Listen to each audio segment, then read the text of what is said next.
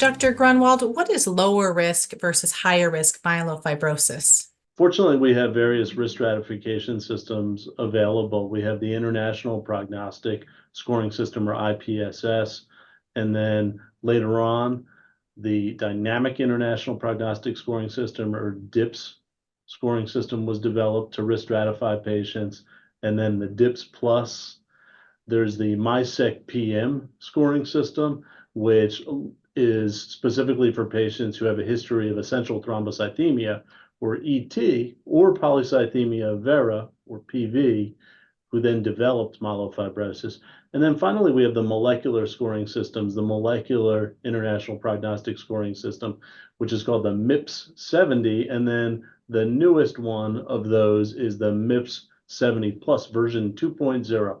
So we have a lot of different risk stratification systems, and they have many features in common. These risk stratification systems look at patients' age, their blood counts, sometimes whether patients are so anemic that they're requiring blood transfusions, the percentage of blasts in the peripheral blood, the degree of fibrosis or scar tissue in the bone marrow, their cytogenetics, so whether patients are missing big chunks of genes in their bone marrow, or whether chunks of genes are translocated from one chromosome to another chromosome.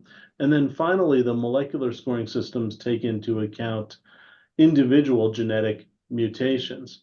Based on these features of a patient's disease, we can determine whether a patient is at high or low risk of progression, and also high or low risk of mortality from myelofibrosis.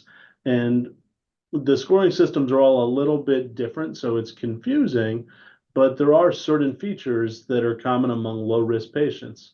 So more normal blood counts, lower percentages of blasts in the peripheral blood, less fibrosis in the bone marrow, and then more favorable mutations, which could be chromosomal abnormalities or individual genetic mutations. Higher risk patients tend to have more abnormal blood counts, higher blast percentages, more fibrosis in the marrow, and then unfavorable risk mutations. And from this, we get a sense of whether a patient's disease is likely to progress to acute leukemia, and also whether a patient is at risk of death from myelofibrosis in the near future. This information can be very helpful because it can guide us in our recommendations for treatment, or sometimes for no treatment for a patient. Okay, thank you. So if I were your patient and I was just recently diagnosed with myelofibrosis, and I heard that I was I was staged or given the risk stratification from the DIPS system, would you know what that means and how that might relate to other systems of staging? Or do I need to be aware myself that it means this, that it means I'm lower risk or higher risk? Will you tell me that if I were sitting in your office?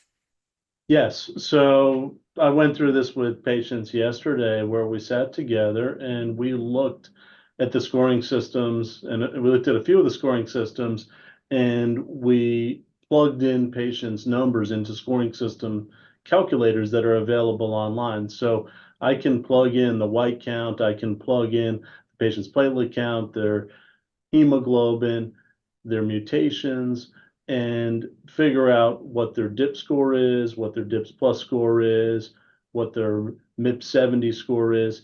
And I like it when the information from the different scoring systems is fairly concordant. For example, if a patient is low risk by all of the risk stratification systems, makes me very confident that a patient is low risk. And then if there's more discordance, where let's say a patient has a molecular mutation that indicates high risk and heavily sways the MYPS-70 or MYPS-70 plus version 2.0 toward the higher end of the risk spectrum, and we have another scoring system, one of the older ones, that would indicate lower risk, that's where the conversation is a little bit more difficult. And I tend to trust the newer molecular systems a little more, especially in patients who had no previous history of ET or PV. And we do discuss that with the patients, both the clinical attributes and the genetic attributes of the disease. My activation tip for this question is risk stratification is important because it can impact treatment choices, including whether to initiate treatment, whether to pursue transplantation, and sometimes the type of treatment as well. Also, lower risk patients can require treatment at times for symptoms and splenomegaly in myelofibrosis.